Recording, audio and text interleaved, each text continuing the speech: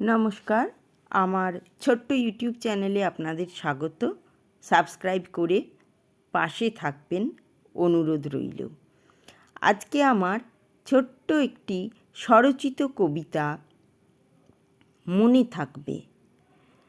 আজকালকার শিশুরা বড্ড নিঃসঙ্গ, একাকী হয়ে পড়েছে।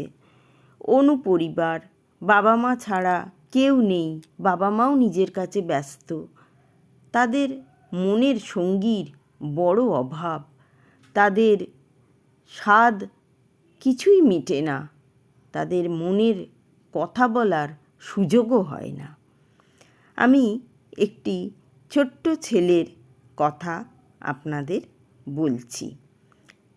ছেলে বলতে শুধু ছেলে নয়, সব শিশুকেই মনে করে নিতে হবে এখানে, যেহেতু কবিতা তাই আমি ছেলেটির কথা বলেছি।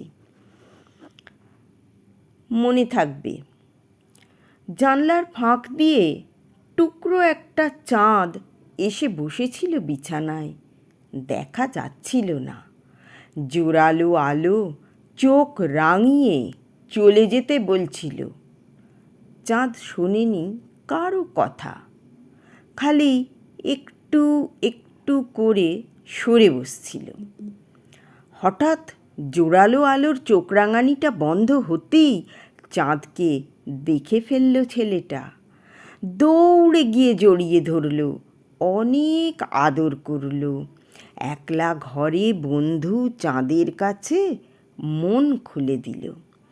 যে কথা কাউকে বলতে পারে না, আজ তা বলল।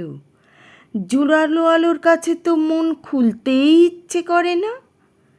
মনটা এখন তার ভীষণ হালকা। পড়া না করার জন্য আর বকুনি খাবে না, এখনই সব পড়া করে নেবে। চাঁদ বলেছে সে মাঝে মধ্যেই আসে, খালি জোরালো আলোর জন্য ছেলেটা তাকে দেখতেই পায় না। ছেলেটা ঠিক করলো এবার থেকে ও ঠিক চাঁদকে ধরে ফেলবে। হয়তো অপেক্ষা করতে হবে, কিন্তু মনে থাকবে ঠিক চাঁদের কথা। কবিতাটি ভালো লাগলে অবশ্যই শেয়ার করবেন।